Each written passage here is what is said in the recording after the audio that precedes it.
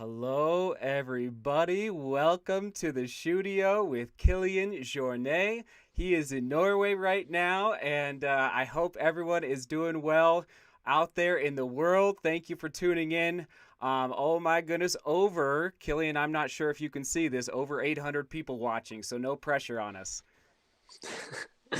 Yeah, it's pretty amazing. Yeah, thank you. Thank you so much for having me here.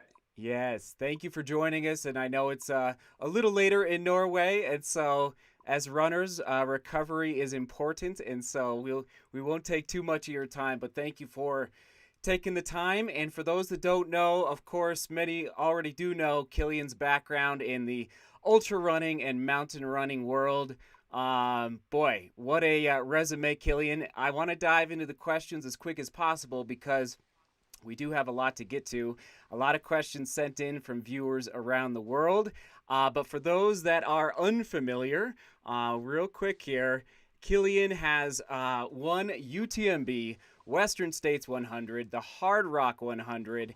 Also has quite the background, Kilian, in the ski-mo scene, the ski mountaineering.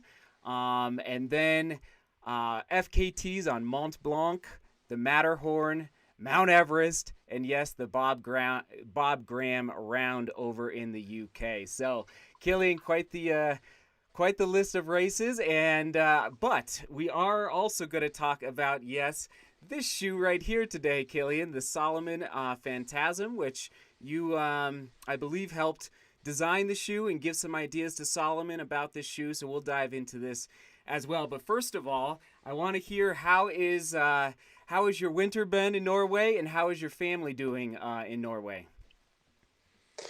Yes, it's been a good winter actually. It's been pretty good weather to be Norway, so we has been skiing a lot, very good conditions. So I haven't been running.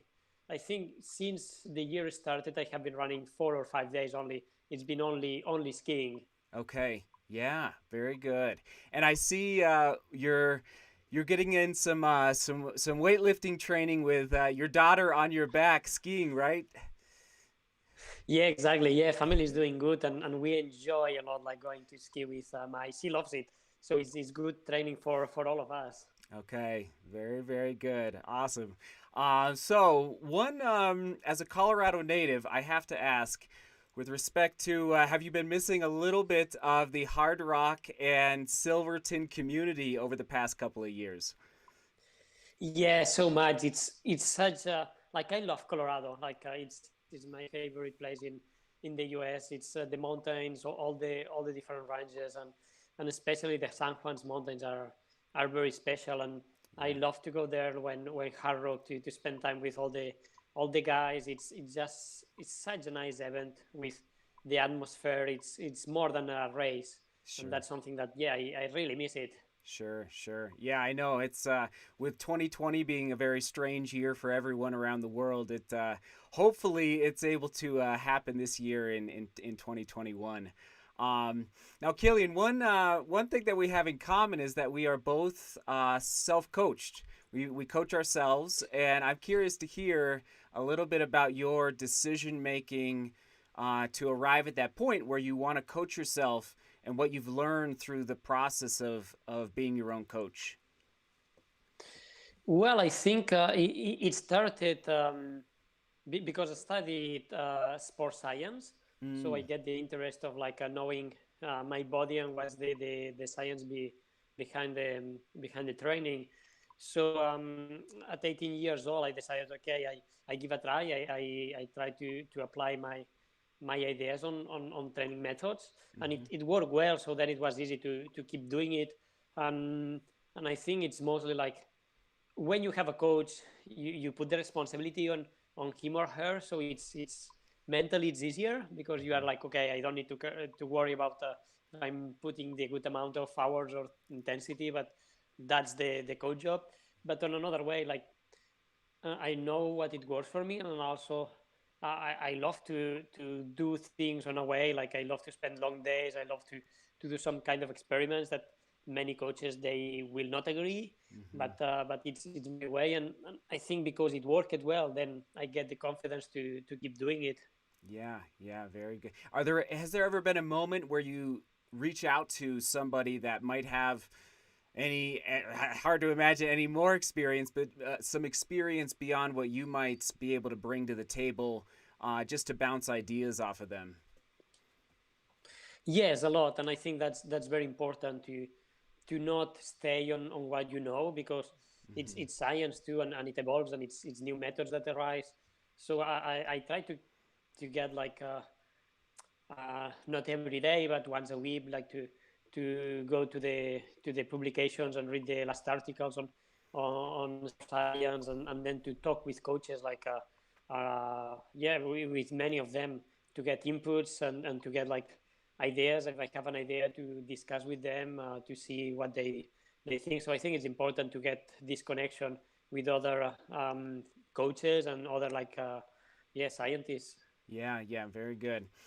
And in 2020, you discovered an ultra runner, I believe from Greece, Yannis Kouros, who has the world record at different distances. I think the 1,000 kilometer, the 1,000 mile, I think even the 6-day world record. So how did you discover him, and how did he impact your transition to the roads in 2020 from mountain running? Yeah, I would say like I knew Yanis from before. Like I'm like my running culture. It's much less than my like climbing or alpinism culture. But I knew like about Yanis and his crazy achievements over the years. Yeah. And actually, last year I wanted to just to try to do different things on road, not really like focusing on one distance or that. But of course, like the name of Yanis, it came to mind, and like I never thought like, okay, I will break any of her records, but just to do these distances that they are so inspiring. I think Mm-hmm. it's very very interesting, and it's amazing like what he did, like on especially in the longer distances, like the 48 hours, the 6 days. That's insane, like running this long on a track or in a road. It's I cannot believe it. And back when shoe technology was a little different, right? I mean, compared to now. Yeah, exactly. It's been evolving a lot. Yeah. And I have to bring up, of course, the Phantasm now from Salomon, a brand new road racing shoe. I guess first, when was the idea first brought about for this shoe, and what input did you have for the Phantasm? Mm, well, I've been developing like shoes with Salomon for I think the first one we developed very close together. It was in 2010. So it's Okay. been a long time, like working with designers directly to develop shoes, like the Sense, the all the X Alpine range, or lately also the Phantasm. And so I got like a lot of respect with what they do, Mm-hmm. and I think it's very good to bring ideas. Like I can have an idea of what can be a good thing to bring, and they have their ideas, and to Mm-hmm. have this kind of brainstorming, and just start developing. And like I think we took the same process for a road running shoe. So of course, like I have less um, yeah, I have less knowledge on that, but I think it's the same. It's a shoe that you want to run, and then like you try to be comfortable on the road. Mm-hmm. And I think because I'm very new on, like I started literally running a kilometer in a road for a training last year. Yeah. So I think it was. I realized that the shoe need to be very different from a trail running shoe, and we try to put everything together, like getting like our expertise probably more in the upper about the trail running shoes, about Mm-hmm.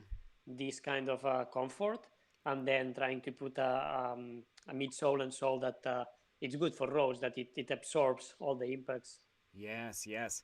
And you raced in this shoe, and was this your first 10K on the roads ever last year at the, I'm not going to pronounce it, I'll let you pronounce it, the 10K road race that you did?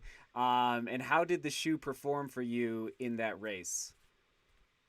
Yeah, actually, it was my first race ever, like on flat, Yeah, on wow. on a flat terrain. Like, well, Western States is flat too, but it has some elevation. So like real flat race. It was my first race, and it's Hiteplan Mila. It's a 10K here in Norway. That it's good because it has a very good level, so it's a good competition, and it performed very well. Like I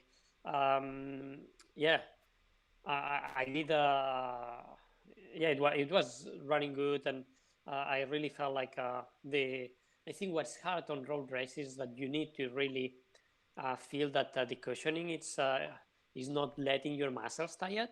I think that's one of the biggest things. And then like all the inertia that you can bring, it's a plus. So I think I was very happy with the result and all the trainings I have been doing with. I think we make a very good product. I think I'm very happy with the result. Yes, yes. So I received this pair yesterday. So I did a 10-mile run in it yesterday. And the highlight for me thus far is definitely the lockdown over the upper. I test a lot of running shoes, and this lockdown, the upper is just feeling amazing. So good job there with working with Salomon on that. And just so everybody knows, Kilian ran 29:59 on the roads in the 10K, breaking 30 minutes, and for a mountain runner, I mean, that's a big deal. So good job in that 10K. Thank you. Yeah. And what would be your favorite, I guess, feature of the Phantasm? Is it the upper or is it midsole? Yeah. Yeah, as you say, the upper, I think it's very good, and I think that's the expertise we came from trail running. That when you run on roads, like maybe the feet is not that important, or people think it's not that important. But when you run in trails, it's basic, like for safety, for like comfort, and so I think the upper it's something that I have been trying a lot of other road running shoes. I never felt like the same comfort as on a trail running shoe. And I think Salomon on that it's very good. Like, can have a very good comfort on the shoes. So that I love it, but I knew that it was already that. So I think what I really like it is the material on the midsole. I think that's what I like the most. Yeah. Okay. And what I have to ask, what would be maybe your hardest workout that you did before the 10K? I'm assuming you did it in this shoe, but is there an example of to get ready for that faster turnover on the roads? What would be one of the harder workouts you did leading into the 10K? Well, like I'm really a newbie in road running, so all the track sessions they are hard. Like to do like 15 times 400 meters around like 60 to 63 seconds, something like that. That's super hard for me. Or like the 10 times 1K. That are like probably like very common like for athletes, but for me it's something very very different. But I really like one training I do home.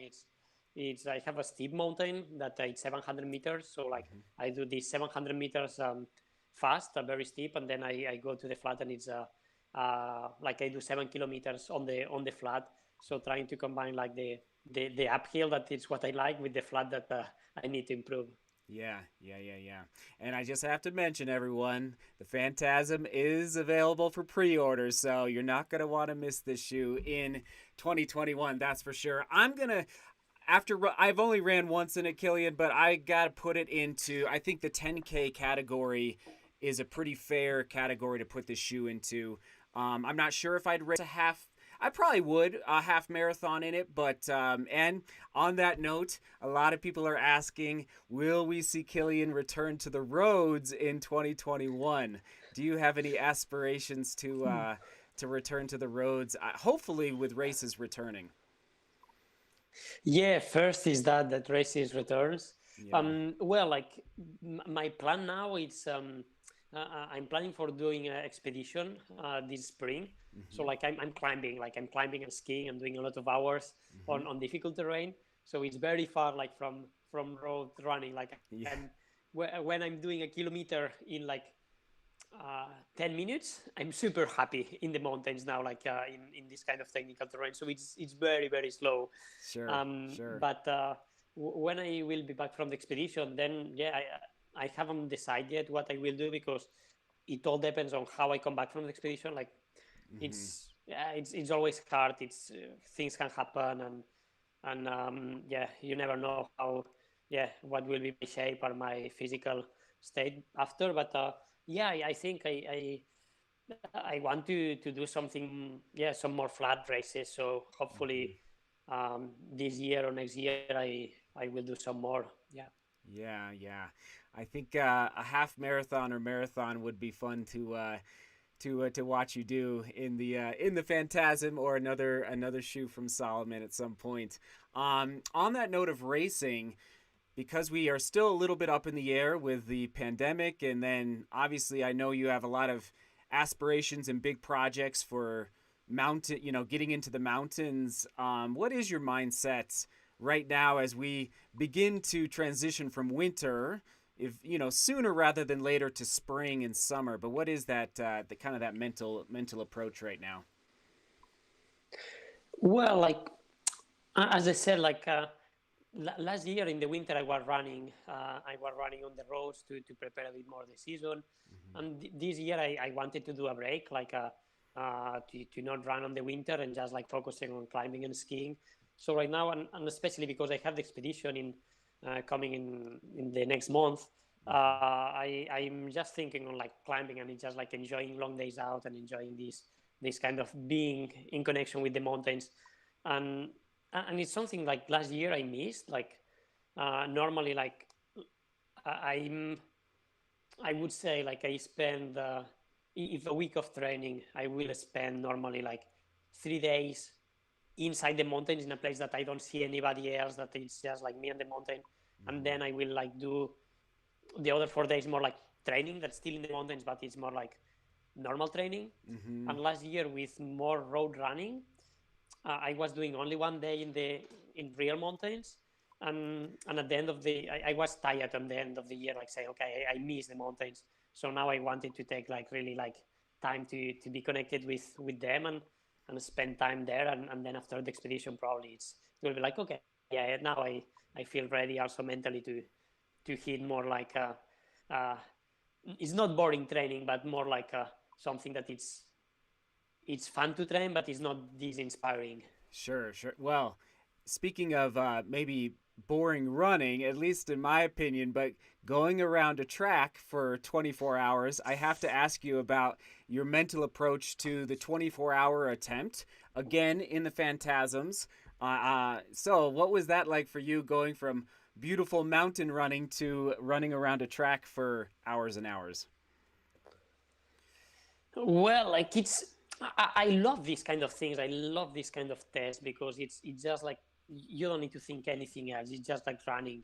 It's nothing about you don't need to think about risk. You don't need to think about technique. You don't need to think about um, many things. It's just like, okay, you put yourself in a track, and you run. It's very simple. And yeah, it's of course I don't do that for like the landscapes. That's um, that's the rest of the year. I'm likely to be training in an amazing place, and to be able to enjoy like beautiful places, and then it's that day specifically, yeah, like you're running on a track, and I think that's just like how I see it. It's just like yeah, I'm motivated to do it, because I know that it's something special. It's not the norm. Yeah, yeah, yeah, yeah. And that turnover, have you noticed any difference in your biomechanics in the last 12 months, in your turnover, in your leg turnover? And do you think that might help you, for future mountain and ultra running, having a little more maybe speed in your legs? I think so. That's absolutely right. Like if you do like training on the flat, it helps in the mountains, because in many mountain races it's flat sections, Mm-hmm. and you want to be quick, you want to be fast. So it really helps a lot. Then it's also like hard that it's very easy to get injured running on the road if you are not used to that. And Mm-hmm. especially I think when you come from mountain running or ski mountaineering, you have normally a good engine. So it's very easy when you start training, say, okay, today I do like 20 times 400 meters, full gas. And Mm-hmm. then the day after you are like, okay, the legs are tired, but I don't feel tired at all. So then you say, okay, do another session and another. Sure. And the body, it absorbs all that, but the legs and all the biomechanical aspects are not there. So it's very easy to get injured as a mountain runner when you start running on the roads, because your legs are not, your muscles are not prepared for that.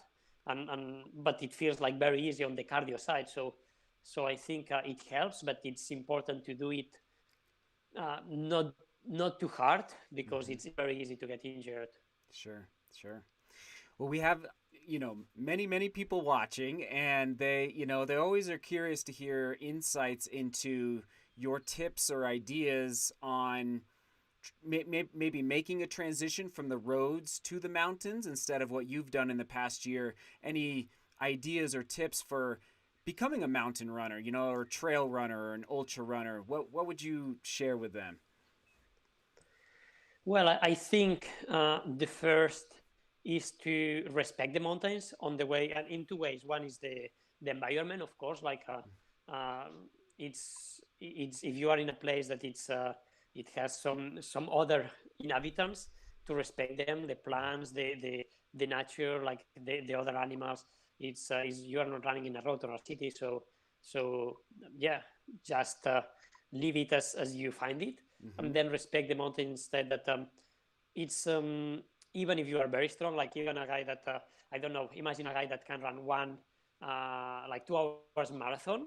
Mm-hmm. That don't means that you can climb a mountain, that it can be dangerous, it can have weather can change, and it's very easy to get accidents, and when you are in the mountains, um, you cannot just stop and hitchhike. Like if you have a problem, you need to get down, and you need to really understand that you are in a place that if things gets bad, like you need to be able to go down. So really be humble about your capacities, and don't overestimate them. I think that's the first two things, and they are very important, because it's for your safety. And then secondly is like it's to work for someone that comes from the track or from the road, that will have a good physical condition, is to work on all the technical aspects. And the thing is, like, the technical aspects on trail running is not on repetition, but it's about adaptation. And that means that you need to spend time outdoors. It's not that you will win strength to go down fast, like doing gym. It's more about like the vision and the relation between the A's and the feet. So you need to spend like some time on the mountains, and to just be patient. I think it's the patience Yeah. on yeah. I think that's my tips. They are not fancy, but I think training is not fancy tips, but just Yeah. putting the work out. You got to put in the time. Got to put in the time. Well, I put out the word for what question would you like me to ask Kilian? And the number one question that came back from everybody is your top tip for running fast downhill. So what if you have one or two tips for how do you run so fast downhill? Yeah, and as I mentioned before, I believe that when it's technical, it has nothing to do with strength. It's about like the relation between your vision Mm-hmm. and how you put your feet. So it's more yeah, it's more neurologic than physical strength. Mm. So I think it's to understand that. So if you are able to anticipate and to read the terrain, you don't need to look at your feet. You can look farther ahead, so Mm-hmm. you can run faster. And if you know, like if you are running on grass, for example, like you can attack with the heel. If you are running on a slippery terrain, then you need to do like very short steps. If you are running on like a rocky terrain, like a limestone, for example, like you can do very strong steps, and that takes time, of course, like to run on different kind of terrains, but also like think about this visualization. One of the exercises I like to do is when I'm in a trail, like I look the next 5 meters, for example, and I memorize how it is, like if it's a rock or if it's I need to turn, whatever, and Mm-hmm. then I close the eyes and I do that without vision, so I remember how it is. And like this, you practice on like anticipation and on reading the terrain Yeah. to look further. Yeah, that's awesome. Amazing. Okay, I'd be remiss if I didn't bring up this shoe, the Pulsar, if I'm saying that right, from Salomon. Very excited about this shoe. In my size, everybody that's watching, 5.8 ounces, a very lightweight shoe. Tell us a little background on this shoe, and I believe this was the shoe that you used in the Pikes Peak Marathon a couple years ago. Yeah, exactly. Like I has been a very like a sense shoe person like for since 2011 that we built it. Yeah.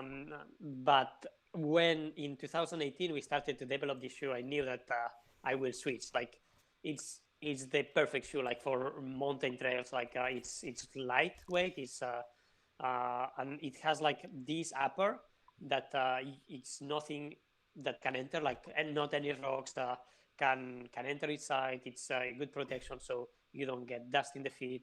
And then the midsole is pretty soft, Yeah. so for like easy trails like Mm-hmm.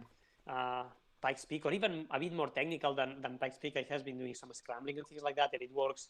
It Yeah. works okay, but for trails like easy like Pikes Peak or this kind of races, it's just perfect because it's very soft. And the sole, it has a good grip. Like I Mm-hmm. can scramble with it. Like it's not made for scrambling, but I mean like the grip, it's okay. So for me, it's the yeah. I'm very proud of this shoe, how we developed it, and it was a very short project. So we were like super fast and super quick on developing. But Hmm. yeah, I fell in love with this one. I am very excited about this shoe. I haven't been able to take it on the trails yet, but it's very lightweight and feels responsive underfoot. So I don't know. This could be a trail racing shoe for me in 2021. We will see. And I have to ask, since we brought up Pikes Peak, Matt Carpenter and his records. And I mean, I'm from Colorado. I grew up watching Matt race Pikes Peak in the 90s, and it's just like, do you have any thoughts on the records on Pikes Peak? It's incredible like what Matt did there, and Matt as an athlete, like I follow him when the Sky Runners, like they were running all over, and it's just like it's such a character, and especially what he's done in Pikes Peak, like so many victories, so many good times there. And when he broke the record, like it's amazing. Like I know very well Ricardo Mejia that has the second time, and it's very far from him, and Ricardo was an excellent runner. So Yeah. it's just so impressive, especially the uphill. Like the uphill time, it's unbelievable. So Yeah. I would like to prepare also 1 year, because I think that could be on, or like I could approach this time, or I could be closer. So I would like to prepare it sometime. Well, when you ran it 2 years ago, you did Sierra Zanal 2 weeks before, correct? Yeah, exactly. I think that year I was in very good shape, Yeah. and then in Pikes, like I had a very bad race. I don't know why, like because training like some days before the race, like I was feeling good, but the day of the race, uh, I was feeling heavy, so I was a bit disappointed on like I couldn't like really perform well, but like well, I'm happy I did my best time there, and but yeah, I think yeah. I felt like okay, I want to come back like to feel good, like to be in good shape and to feel good during the race too. I'm about to hit register on my entry, so maybe we'll see you there in August. Yeah, I'm not sure this year, like after the expedition, No, I understand. yeah, hopefully soon. Yeah, no, no, no. It's a fun mountain and a great atmosphere in Manitou Springs afterward, and yeah, so hopefully it all returns to normal soon. Speaking of back to the mountains, FKTs and what's kind of one of your greatest, like, just tell us a good FKT story. One of your greatest memories from one of your FKTs.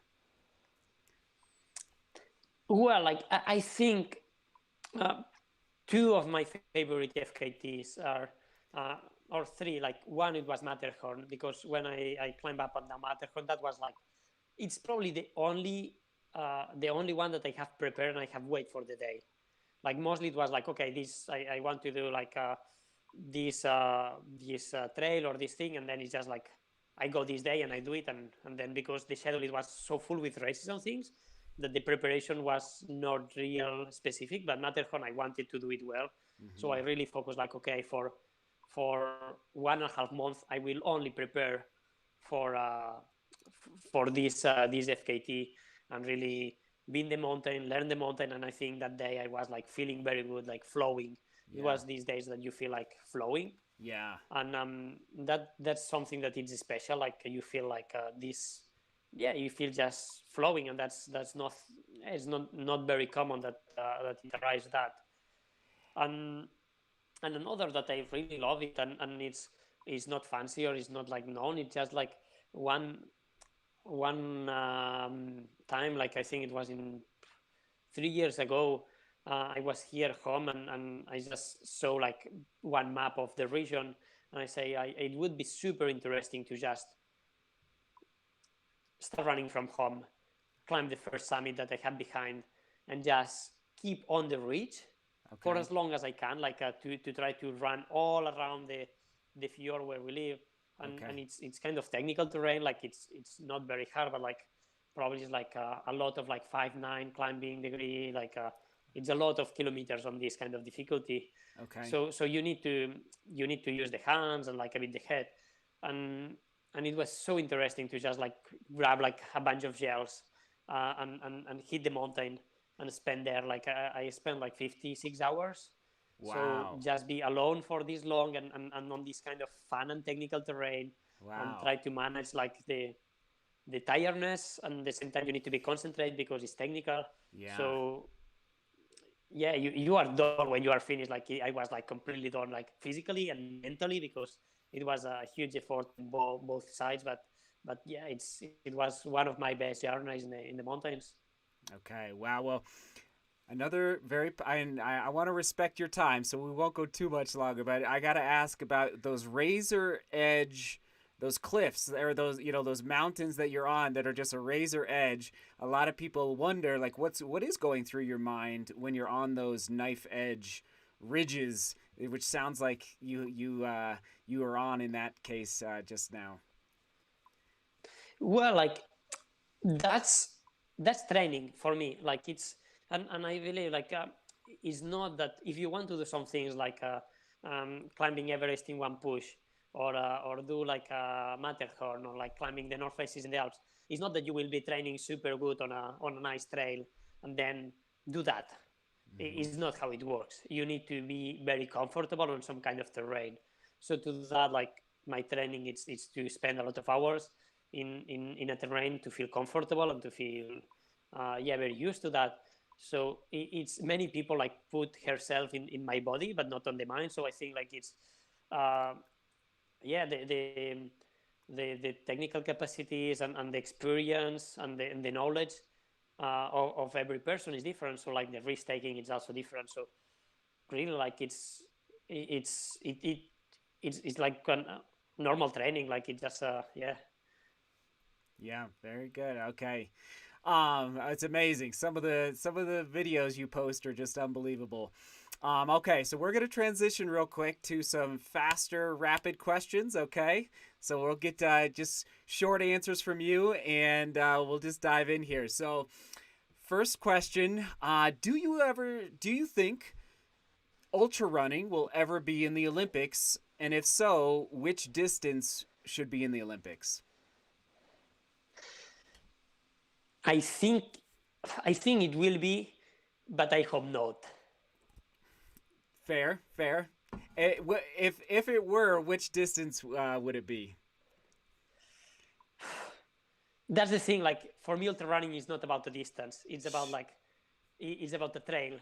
Yeah, So for me, it's not, it's something different. It's not about like a distance, or it's about that. So I it's that I really experience. don't care. That Yeah. experience. Yeah, Yeah, yeah, yeah. Favorite Solomon shoe of all time? That's a hard one. Like as I said, like it was a Sense lover, but now the Pulsar. Like I'm really loving that shoe. Okay. Favorite snack in the first 30 minutes after a really hard day? Um, like probably a pizza. Yeah. Yeah. Nice, nice.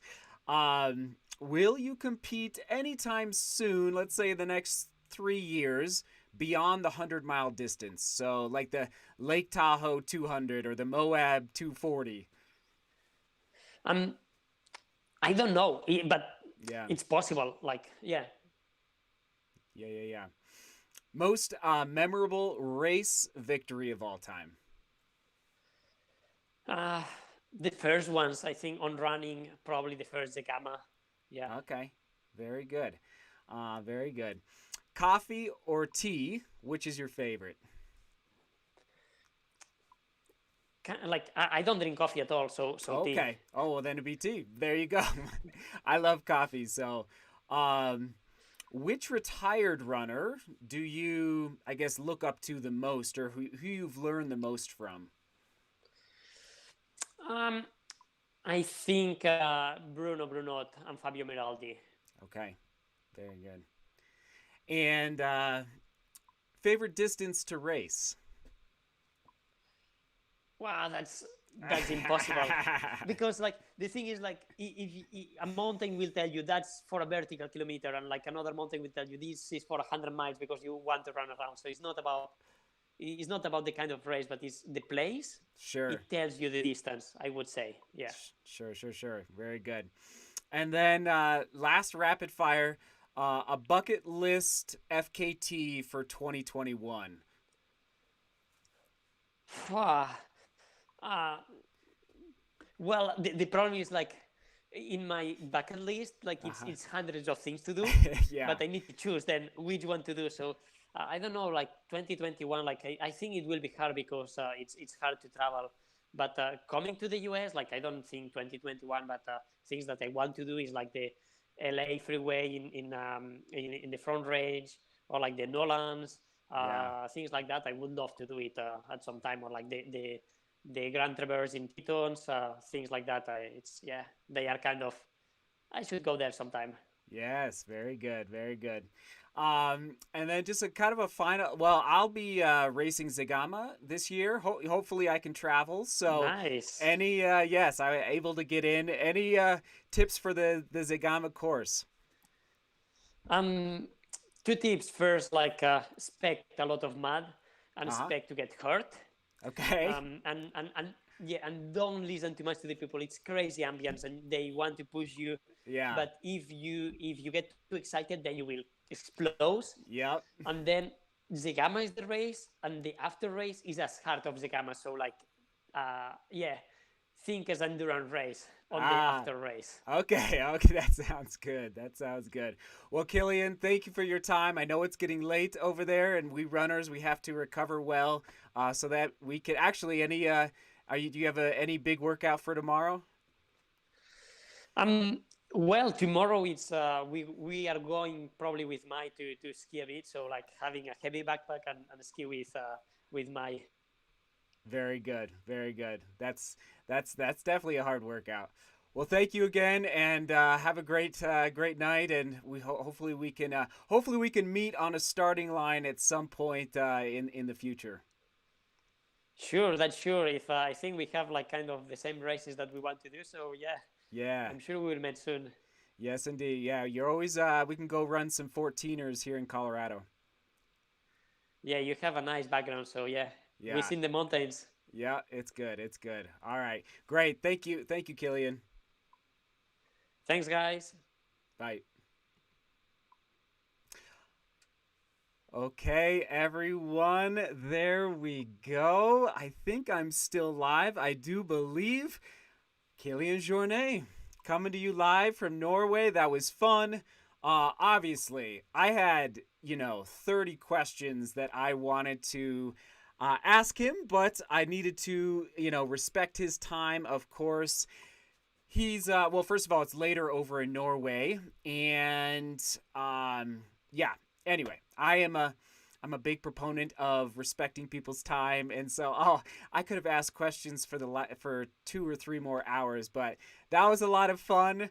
I hope you guys enjoyed that. I will hang out here in the studio for a few more minutes, a few more questions, and yes, indeed, the Salomon Phantasm is available for pre-order from Running Warehouse, just so you know. So there it is once again. I'm okay. I've only done one run in it, but I am very excited about the direction that Salomon is going with this shoe. So, what'd you guys think? Let me know in the chat. I will take some questions. Actually, let me just see if I can pull this up real quick. Thank you, Cal Ron Ad. There we go. There he is. Hold on. Let me just move some things around. And like I said, thank you, Nicola, for being here. I do appreciate it so much.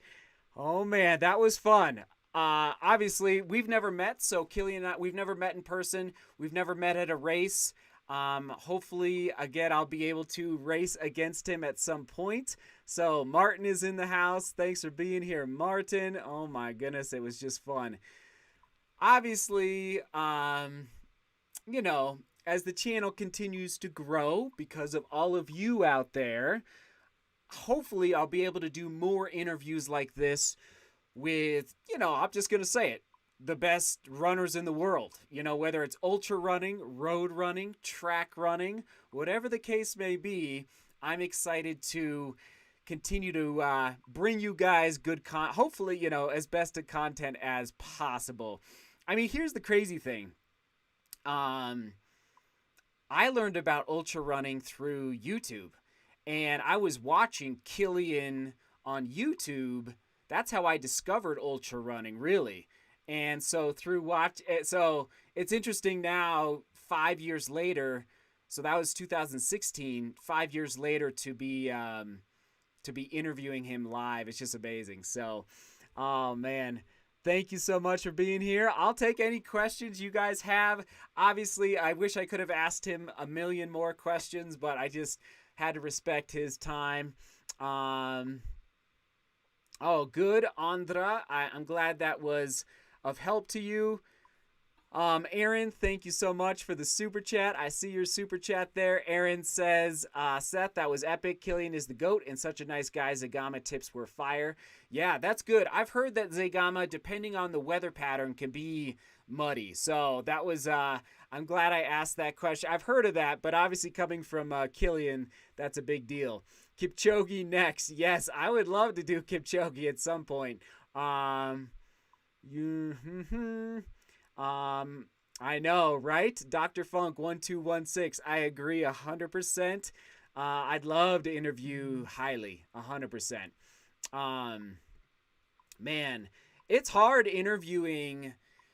Oh my goodness, like you have so many questions in your mind, and then you know you want to listen to the interview, you know, the direction that it's going, and kind of listen to where Kilian is at mentally, and oh man. It's interesting to hear his thoughts on 2021, and sounds like I have a suspicion that he's going to the Himalayas in the next month or so, is what it sounds like. All right, Jake, thank you for the super chat. Would you use the Pulsar for a runnable 50 miler, 4th time doing this race in reference to stack height? Jake, I don't know. Jake, I would say if you're a strong runner, if your legs are resilient, I would say yes. I would say perfect for 50K. Okay, even marathon. I'm interested in this shoe for the Pikes Peak Marathon. But man, yeah, I don't know about 50 miler. That's a good question, Jake. It probably would do the trick, especially if you have a strong leg. So.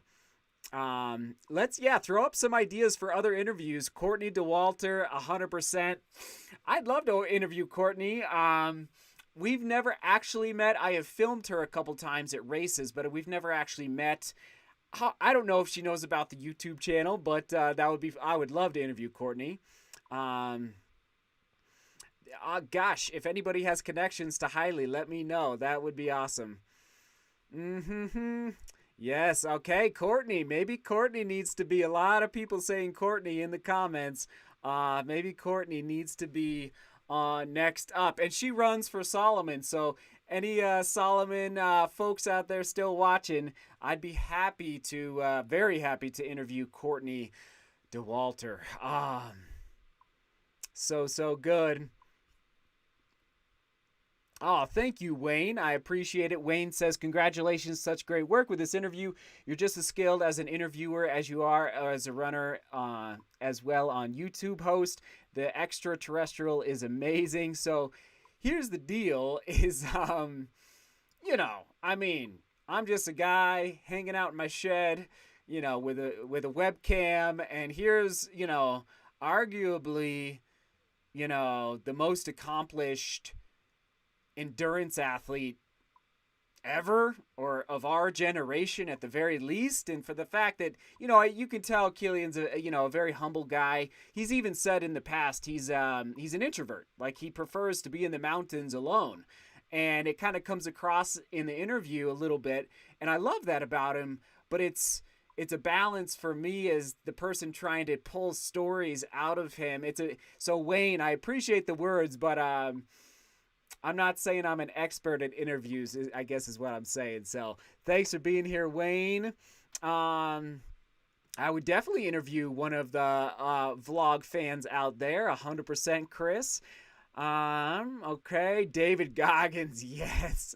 Oh, man, that would be awesome. Courtney is a cool cat. Matt Carpenter, hello. That would be amazing. I know. Walmsley, of course. Yep, I know. There's a lot of them. Courtney DeWalter, Sage. Okay, yep. There you go. Oh my goodness, lots of good ones. Kara, Sage, Ginger Runner. There's an interesting one. I like that. Let's see. Morgan McDonald. Yep, indeed. Maud. Yes. Oh my goodness. Super chat from Marlon. Thank you for the super chat, Marlon. I do appreciate it. Helps make this happen. It's amazing. I probably sent, 20 emails back and forth. Oh, this is good. Aaron, I see your comment, Aaron. That's good, Aaron. Awesome. So basically, it's a lot of coordination to pull these interviews off, especially with, someone like Kilian. It's just a lot. I totally see Kilian's, like, you have to manage the media. I'm kind of the media, and it's like the media will just always want to interview, and at a certain point you have to say no because you have to train, you have a family, you've got other responsibilities. So it's a balance. It's 100% balance with it all is all I'm gonna say with the media. Ryan and Sarah Hall, that's another good one, 100%. Lionel Sanders, oh gosh, is he the runner from Wisconsin? I think. Antone, let me know in the comments. That would be awesome. Okay, so any questions for me before we wrap it up here? Believe it or not, I got to go run my double this afternoon. I got to edit the vlog. It's like, it never stops. But I'll take a few more questions from you guys, and hopefully you guys enjoyed that. Phantasm, Pulsar, just good stuff all around. 100%. Another super chat coming in. Thank you, Renat Cesar. 549. There you go. Euros over in Europe. I appreciate it. Oh, it really does help. I'm telling you guys. Super chats really help. Just all sorts of different things. Buy lights for the studio. It's amazing. So thank you. It does not go unnoticed or underappreciated. Joe Gray, my arch rival. There you go, Mike. 100%. I love Joe. I'd love to interview Joe at some point. He's just down the road in Colorado Springs. So Jacob, yep, there's a good one. Love to interview Jacob. Wow, that would be cool. Okay, there we go. Super sticker from Michael. Thank you, Michael. A sparkling diamond. Thank you so much, Michael. That's awesome. So good. Man. Yeah, Casey would be good. Yep. Big yes for Sarah Hall. Uh-huh. I agree. See, here's the thing. Okay, I'm just going to be very transparent with you guys. This YouTube channel, so some people are asking how I got this interview with Kilian, okay? This YouTube channel 2 years ago had 6,000 subscribers 2 years ago, okay? Now, what are we, heading toward 130,000? So I'm just going to be very, transparent. The bigger this YouTube channel is, the more that brands, okay, just Salomon, Nike, Ultra, Hoka, the brands love that, of course. They love to, where is it? It's right there. The running warehouse in Salt. So it's like, just want you to know, thank you for growing this YouTube channel. I know that I, publish every day, and I appreciate, I publish every day, which helps grow the channel. But I appreciate you guys sharing the channel, because the bigger the channel, the more likely big name interviews will come on the channel. Okay, I know you guys know that, but I'm not even joking. Like a Ryan Hall or a Sarah Hall or a Mo Farah or whoever, or a Jim Walmsley. Like, these people, it just helps. So thank you for spreading the word about the channel. It helps. I'm just being transparent. Okay. Good stuff. Okay, I'm just jumping back in. I think I'm seeing Emma. Is that Emma Coburn? 100%. I should interview Emma. An old teammate. Francois. I'd love to interview Francois. Another Salomon guy. Yes. Mark Wetmore. Here's the thing, Abel. He doesn't do many interviews. I'm just going to tell you that right now. Uh-huh. So, yep. Emma Coburn. Ricky Gates. Tin Man Elite. Yep, that would be fun. Okay. Here we go, Steve. It wasn't that fun talking about Pikes Peak and Matt Carpenter. I'm so glad, of all the questions I asked, that was probably my favorite. I'm glad I got that one in, because, okay, so Steve's asking, do you think Kilian or anyone else will ever beat Matt Carpenter's Pikes Peak record? Steve, it's so when I ran Pikes Peak, 9 months ago, it's like 2:01, right? His time, 2:01 something. I looked at my watch at 2:00. I ran up to the top in, I don't even know. Does anybody remember? Was it 2:10 something? I don't even remember. But at 2:01, I looked up and I was like, wow, like Matt would be at the top compared to where I was. And I was just thinking to myself as I was racing, like, man, how do you make up that much time? It's just so impressive.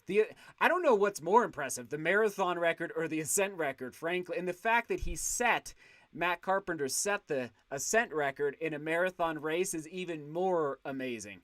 So, I mean, I'm just going to say it, Kilian, if you're still watching, I think anybody is going to have to really dedicate specific training. If anybody can do it, it's Kilian.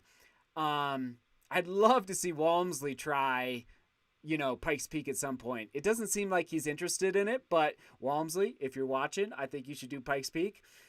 But I think you really have to dedicate yourself like an entire summer of training that is really specific to the Pikes Peak terrain and the Pikes Peak elevation game. So, I mean, Steve, if Kilian doesn't do it, I'm just going to say, I don't know. You know what? Okay, I don't want to sound controversial, but it's almost somebody that's like a fast road marathon runner, like 2:05, okay? Like a legit 2:05 guy who is also good at running at high altitude. I'm just gonna say it. Just gonna say it. All right. Moving on. All right, I'm getting excited here. Yes, Joe. Of course, Hillary. I like your thinking. I like it. Um. Oh, you guys are just the best. You are the best. Oh man. Oh, that's good to know. I'd love to interview Giannis. Yep, Des Linden, Scott Jurek. So good. All right. If there's no more questions right now, I think I've got to wrap it up. I hate to leave. This is a fun party. Again, I could have talked to Kilian for hours and hours, but I needed to call it because it's getting late in Norway, and yeah, just always got to respect the sleep of athletes. So good. Oh man. Yes, that's another good one for an interview. Francesco Pupi from Italy. You're welcome, Steve. You are welcome. I don't want to leave. This is so fun. There's only so many hours in a day, though. So, all right, guys. Onward and upward. I will be uploading a vlog tomorrow, 5 a.m. Hope you enjoyed this little Salomon rendition here in the studio with Kilian. And we'll just keep striving to keep bringing great content to all of you. Yeah, man. Whew. See, I'm in here alone in my shed. This is my shed, as you all know.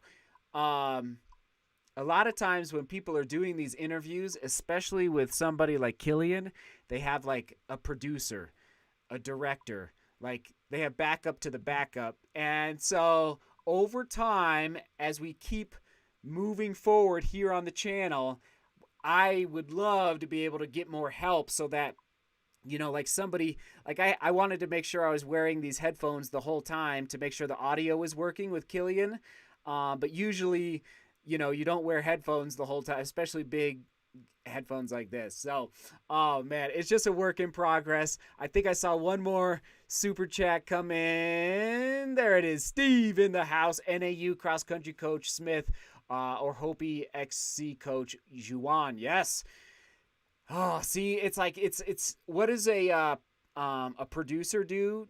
Everybody, they coordinate the interviews. So maybe I need a little producer role. If anybody has some producer experience out there watching, like coordinating interviews, it's a lot. I'm just going to tell, again, for Kilian's interview, I probably sent 20 emails to make that happen. Probably 30 emails, like just back and forth. It's just a lot of emails. So, but we're going to keep getting better for all of you. Man, how can I leave when there's 800 people watching? I can't leave. There's 800 people watching. Oh my. Keith in the house. Keith, I gotta come to Scotland, right? I would love to race in Scotland. Oh man. Yeah, sooner rather than later. I think it's gonna probably be though 2022, not this year. So, man. Thank you, Tisha, for being here. Oh, TCK Mama in the house. Thanks for watching. All right. David's saying good night, so I'm saying good night or good afternoon. You guys rock. All right. Seek beauty, work hard, and love each other. We'll see you guys 5 a.m. tomorrow. Ciao.